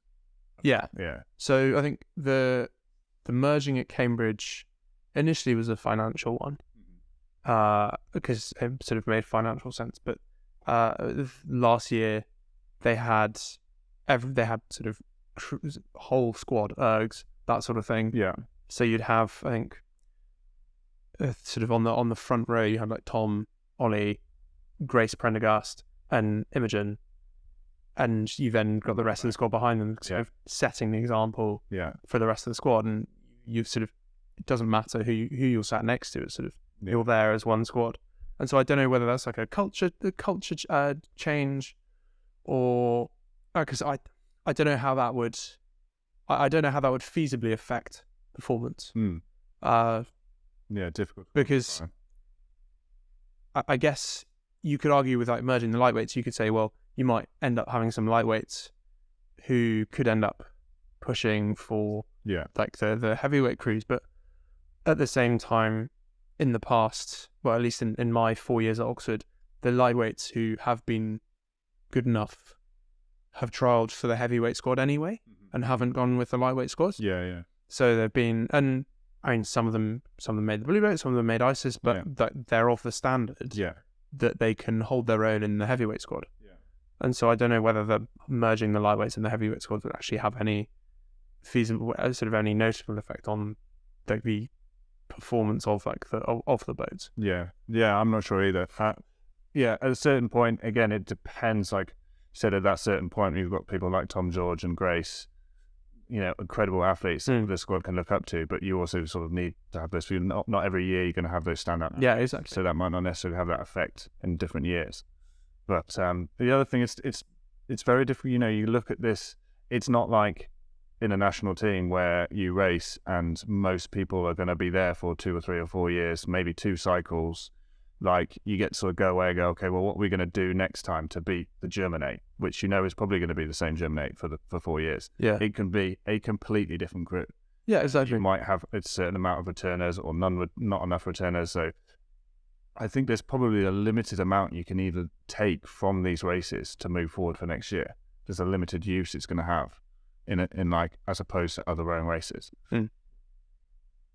Yeah. Pete, what do you reckon? Anything you could do if you were coaching Oxford or Cambridge? That's a really good question. I think I would definitely try and involve as much telemetry as I possibly can, and just really take a closer look under the spotlight at my athletes, and more sort of reduce training being a black box of a sort where you just go and do an erg and then you get a total score at the end, but actually have a look at what goes inside of like the technique of every athlete and try and maximize where you really can, because what rowing's kind of getting at it's gotten to this point where you can't work any harder, you can't really train any harder, you can't train anymore. So where do you get the gain without obviously altering your physiology, which can be pretty impossible at times? You can gain weight and stuff, but you can't grow any taller or increase your arm length and stuff. I wish. Yeah, me too. So yeah, I would just definitely have a look at maximizing the efficiency of everything that we do, and just kind of like see exactly the ingredients that make the winning formula. What about you, Tom? Yeah, like I said, I agree with you. I think I can see that you can't physically do any more training. I think Josh's point on recruitment is obviously huge. What you're starting with is gonna make the difference to where you can finish. What else would I do? I mean, I agree with you on technology. I think rowing in general's lagged a little bit. I think the telemetry and the Peach stuff is great in the boat. But I think probably more can be done in terms of, like you said, land sessions. I mean, I remember spending like inordinate amount of time rowing in the team. Just, well, it's a 12k or it's a 16k erg. No one's watching you. Coaches don't care. Just go and do it and get it done. And especially with a short season, I think being effective in every session you do, and that's something when I was coaching, is trying to make the maximum effectiveness out of each session. But I can't see any. It's not like you can sit here and say, oh, like that definitely went wrong, or they definitely need to do this. In general, the title looks bad because it's like Cambridge won everything. But if you look at the distances, you look at the percentages, it's actually not that far. Yeah, I was sort of saying the same thing. The tagline from Tokyo was, "Oh, GB only come back with 1 medal." You put 7 fourth places, and they were tight. Yeah, if you put them on like a points finish, GB would have done so much better on the medals table, or on the sort of a points table. If fourth counted. If fourth counted. Yeah. So in that respect, it's like, I don't necessarily think, initially, my initial thought was like, Oxford are going to have to do something now. They've lost it. They're going to have to absolutely like whip the thing apart and start from the bottom. But actually now, looking at it, it's small margins, and it's like find a percent, find a 1 or 2%. Maybe you do that by starting with some slightly more physiologically advanced athletes, or you know, you never know what's coming up in the program as well. Like maybe you've got some students that learn at college who in the next couple of years are going to come through. So yeah, no, I don't necessarily, I don't think Sean's going to get fired and like anything like that. It's not like, as much as they didn't win a race, it's not like it was disastrous, although there were huge margins. I think it's interesting. I think it's great to see the women's margins coming really close. It's always great to see close races. In the boat race, you're never, aside from 2003, you're never going to have that photo finish. So to see a crew stay together, like you know, in the men's reserves race, they stay together right up to Barnes. Even in the main race, in the men's race, they were together. Wow, through to not quite bandstand, but past the court, you know, up and through that straight. So yeah, I think you just go back and same thing. You need some tough winter miles and get back on it and see what you can do. Josh, and as someone who's done it multiple times, what's your thoughts? Any final thoughts? I don't know. I don't think I really have any. I think We talked it all out. Yeah, it's a heartbreaking position to be in, to lose the one big race of the season. But I don't know. You go to the dinner afterwards. Yeah, everyone's a bit down, but it's more about the being part of that club, and it's sort of the people who you're there with, and because like going through the yeah, you win a boat race, you lose a boat race, but you make